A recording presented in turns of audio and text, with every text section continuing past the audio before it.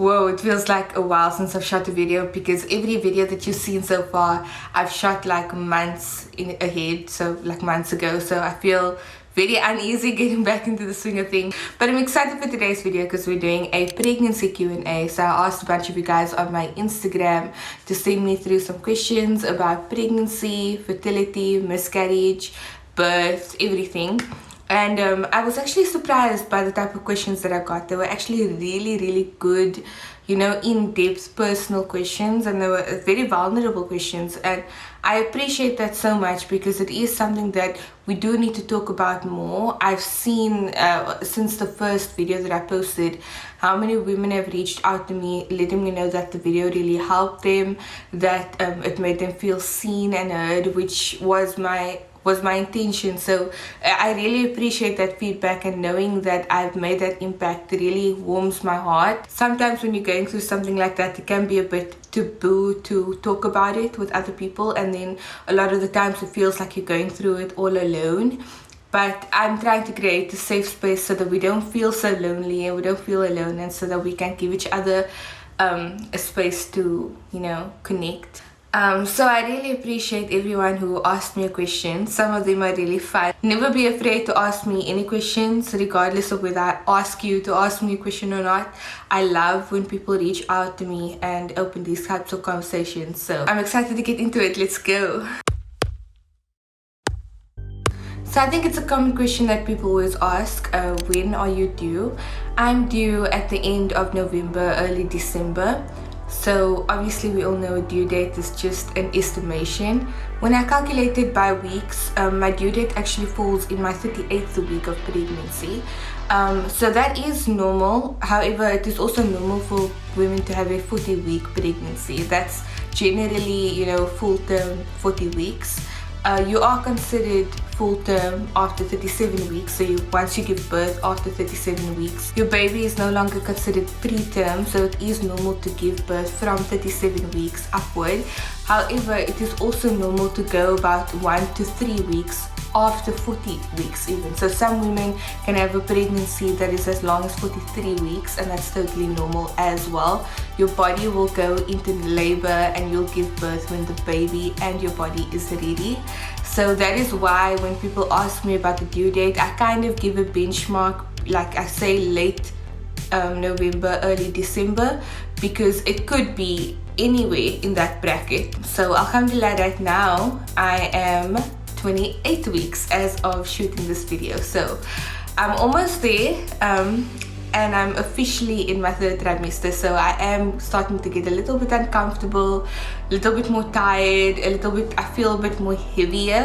And it was funny because with my experience with the 1st trimester, it was like that 13 weeks was my 1st trimester. As soon as I hit 13 weeks, I was out of it, no more sickness. The 2nd trimester hit immediately, which I really appreciated back then, because women were telling me how they were sick until 16, 18 weeks, you know. But for me, that sickness just immediately vanished. And I feel like the same thing happened going into the 3rd trimester. So it's like as soon as I hit 28 weeks, the body aches, the pain, the cramps, the discomfort, it just hit like a truck immediately. I'm definitely no longer in the 2nd trimester, which is kind of sad. I had to say goodbye to the glorious 2nd trimester, but it will mean that I'll be meeting my baby soon, inshallah. So it's not that much time before I get to meet her. Next question that leads me into it, what do I know the gender? And yes, we do. A lot of people were confused about the gender, because in the video that I posted, which I did post the gender reveal, my sister, she set up the whole thing, my mom and my sister, and so they put like pink and blue in the balloon that we popped. So that's why we were a bit confused. I know on the video it appears to be a lot more blue, but then Taiba comes in and she blows the pink powder cannon thing. She blows the pink powder cannon, and then that would let us know that we're having a girl. So officially the gender is a girl. Next question is, after you confirmed pregnancy, did your temperatures remain the same? Okay, so if you guys haven't seen my how I knew I was pregnant video, which I will have linked up here, I do talk a little bit in that video about how I would track my temperature to see, you know, my cycle, my ovulation, whether I was pregnant or not. And so I go through the science of things in that video. However, in relevance to this question, basically you have a little implantation dip when you implant, so your temperatures drop and then rise again. And normally in a normal cycle, diphasic cycle, where you're not trying to have a baby, but you ovulate, and then your temperatures does still rise after your ovulation day. But when you're about to get your period, your temperatures suddenly drop, and then that is when you're about to get your period. So with my pregnancy, when I saw my implantation dip, the goal is to actually have the temperatures remain on the higher end. Temperatures after like a drop and then dropping could rather indicate towards coming of a period instead of being pregnant. So yes, my temperatures did generally remain the same and on the higher end after I implanted, and that was what told me that I was pregnant. But if I saw that drop and my temperatures lowered, I wouldn't expect to be pregnant that month. How are you feeling and how's your health and any sicknesses? Okay, so I got these questions a lot, and how are you feeling is a big question, and I have multiple different answers for it. And that is why when people ask me in person, I normally say I'm good, alhamdulillah, everything's healthy, everything's good. I'm gonna move on to how's your health and any sickness.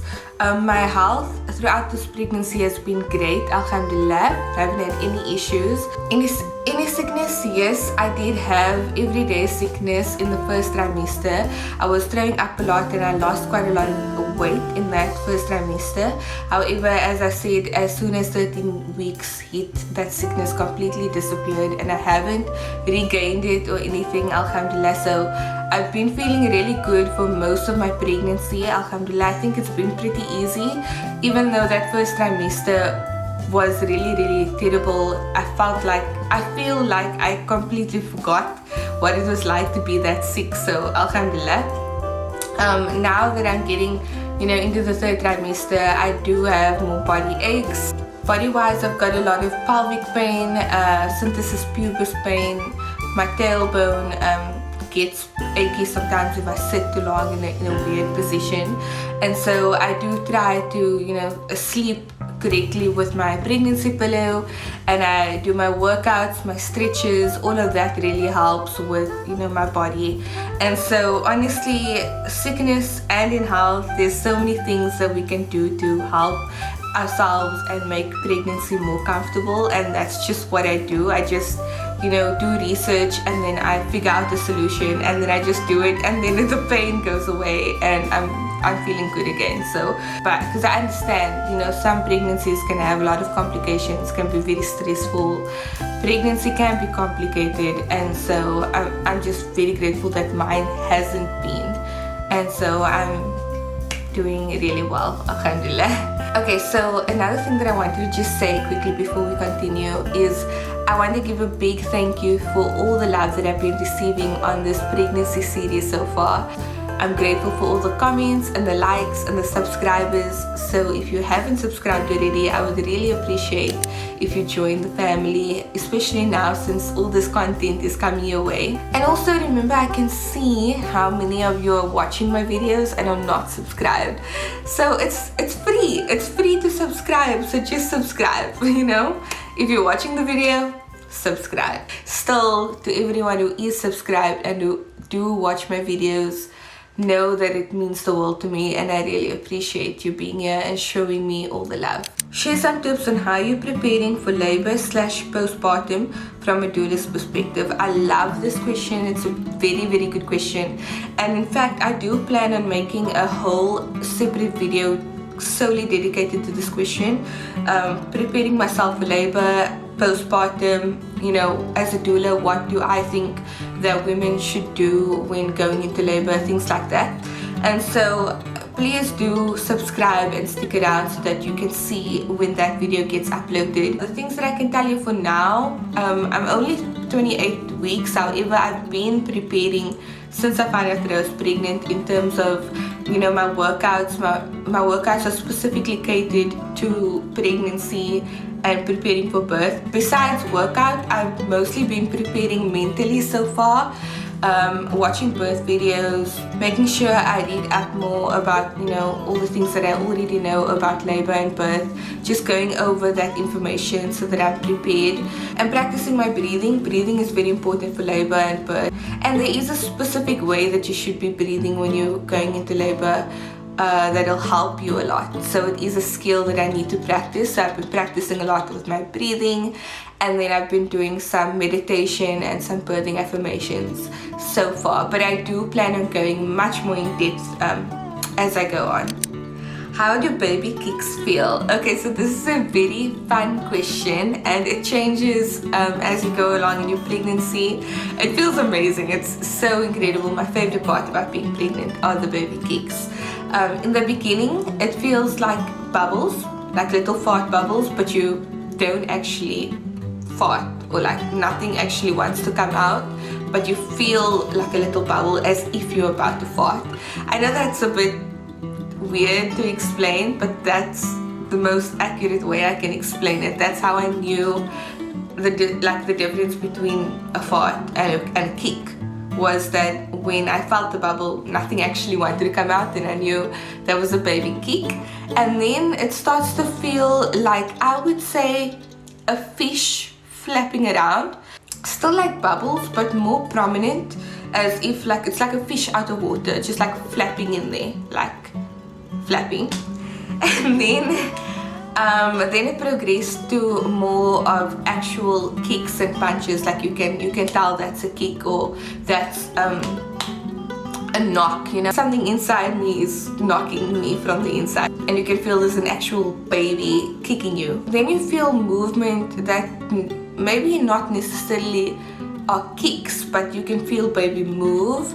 So you can feel them stretching sometimes. That's when you can feel that you're like a lot of pressure towards one side for an extended period of time, instead of like a boop. It's more like a stretch, like a slow movement. I also felt something a bit strange where it kind of feels like instead of kicking, she's like picking at my uterus.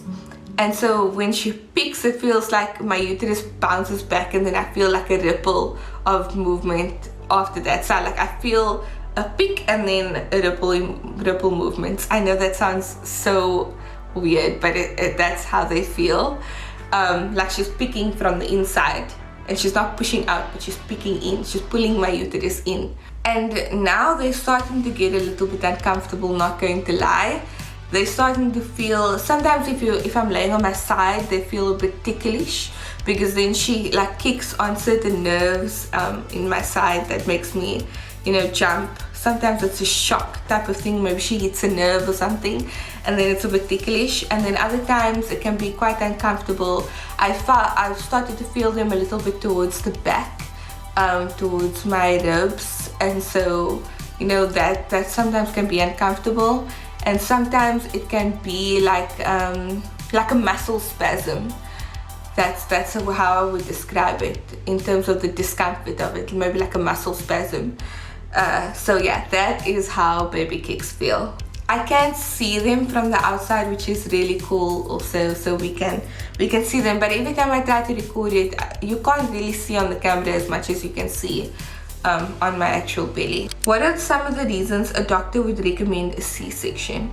Okay, there's multiple different reasons why a doctor would recommend a C-section, and mostly if they do recommend you go for a C-section before you actually go into labor, then it's mostly due to issues that they can currently see.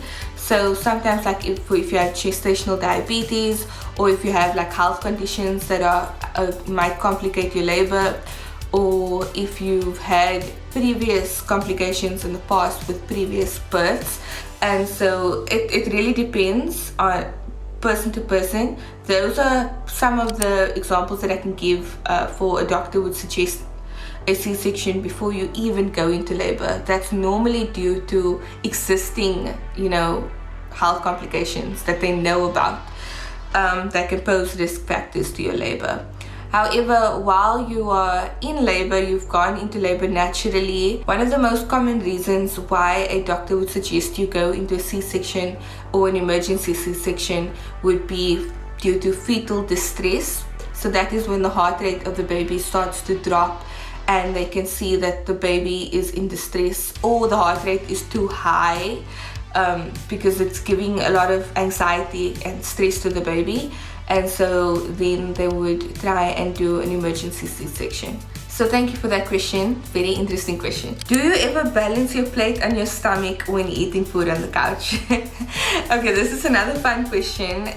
No, I haven't tried that. I don't think my belly is big enough to, you know, accommodate for a whole plate of food. We'll see if I grow a bit more, if that happens, because it is becoming more uncomfortable to sit at the table, because I normally wouldn't sit on the couch and eat.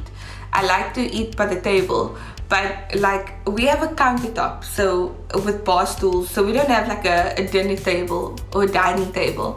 So for now the countertop is starting to dig into my stomach a bit, so I do think I might have to start eating on the couch. So we'll see if my baby bump grows big enough for me to actually balance something on it, because that's quite cute. Do you think being on the pill affects a woman's fertility? Now this is a very personal question in the sense that it's very subjective. I can't really say, and to be honest, there's not enough research done about women's fertility and the contraceptives that we are being recommended.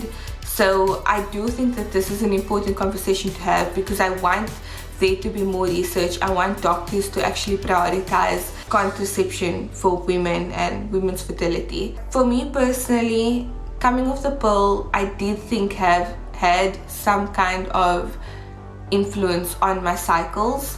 You guys saw that my cycles were very long, very irregular, and my body really had to go through a lot to be able to regulate again, and still to this day, because I fell pregnant after 2.5 months of not having a period. So still to this day, I don't know what my cycle will be like after I give birth.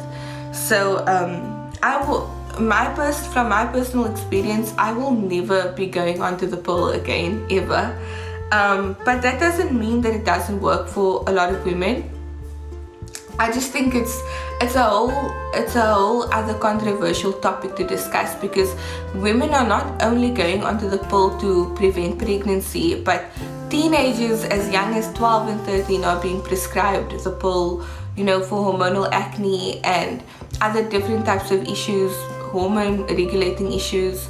PCOS patients are being recommended it. So it's a controversial topic, and I really do think that more and more research and more conversations need to be had about the pill.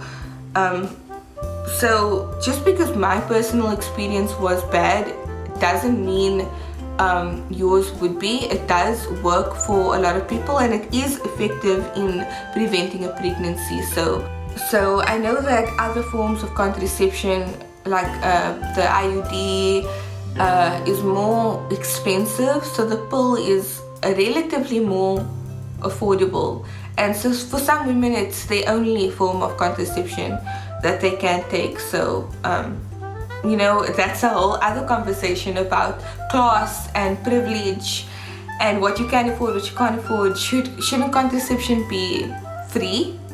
So, and you know, some clinics do give out free contraception, but then again, in those clinics, is there actual education being given to these women that are putting things into their body that they don't even know what it's doing to their body? So yeah, it's a whole other conversation. I personally think that the pill did affect my cycle and my fertility. That's from my personal experience. And I also sometimes think about, you know, back in the day, the pill wasn't a thing, or like contraception wasn't that widely spread.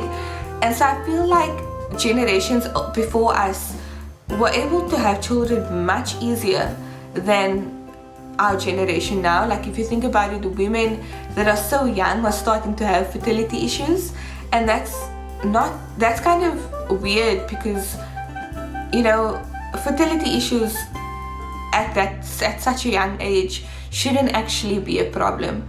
So I don't know if it's because our generation are starting to take contraception from a much younger age, not just to prevent pregnancy, but things like hormonal issues.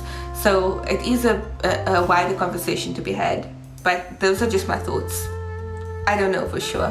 When does colostrum start? So colostrum is the beginning milk before actual breast milk comes in. So it's more yellow and golden in color, and it's really that beginning stages of your milk coming in, and it does actually start to be produced during the second trimester, around 24 to 28 weeks. And so some women harvest their colostrum during their pregnancy.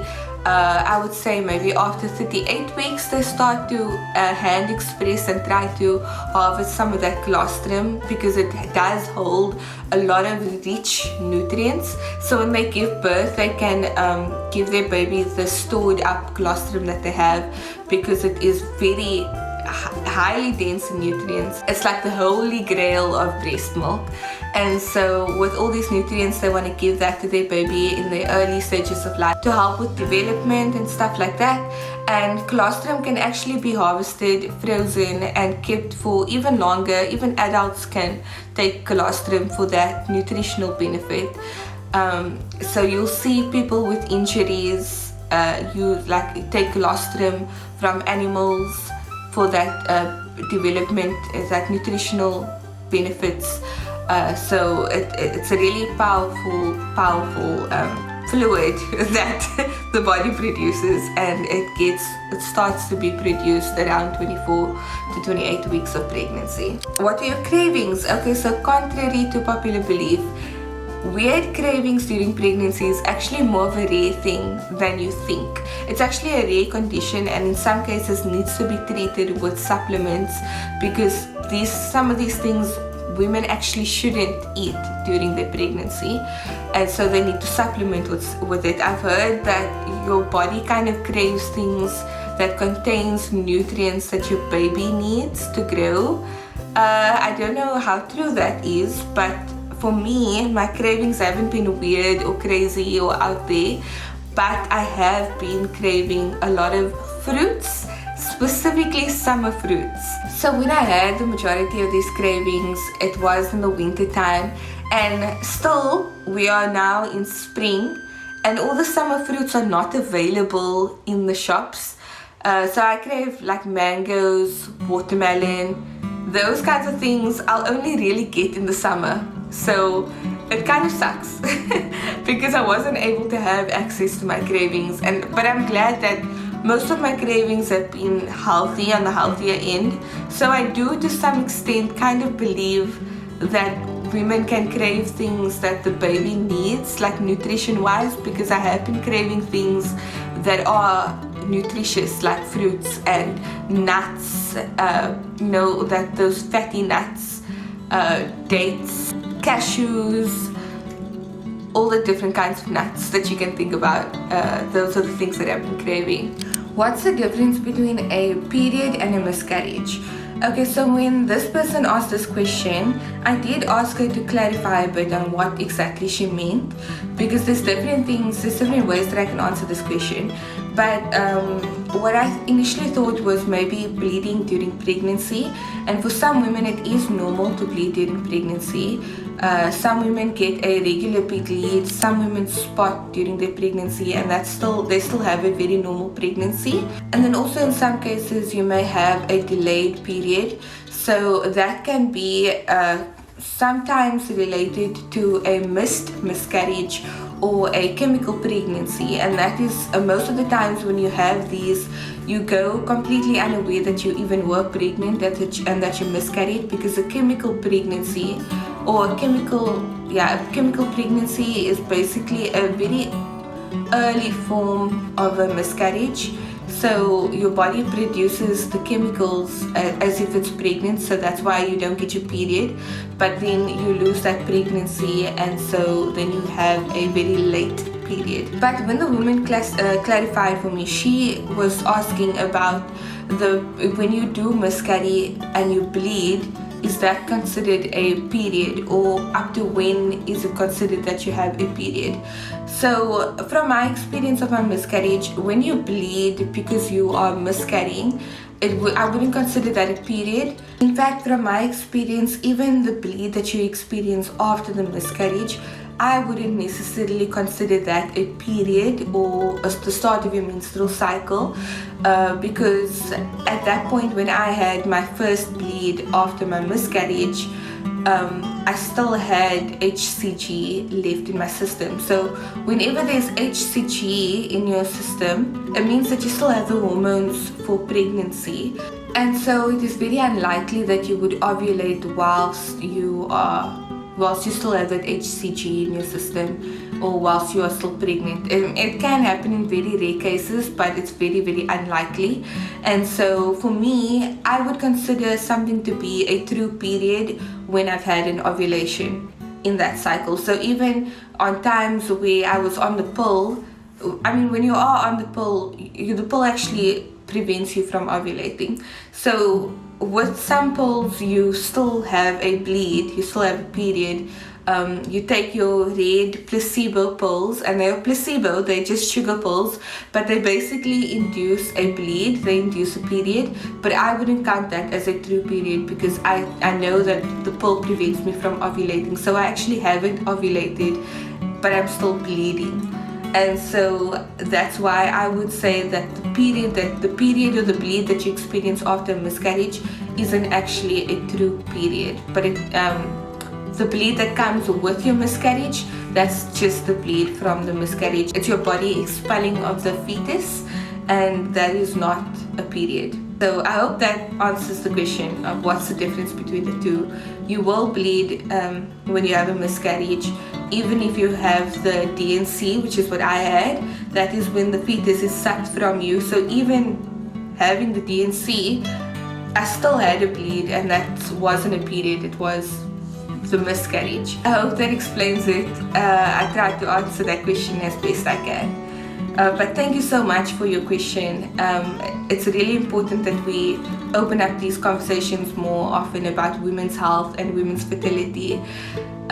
So yeah, I love chatting to you guys about these things. Thank you so much for watching till the end of this video. And as you guys know, if you've gotten to an end of one of my videos before, you know that I do a pump shot.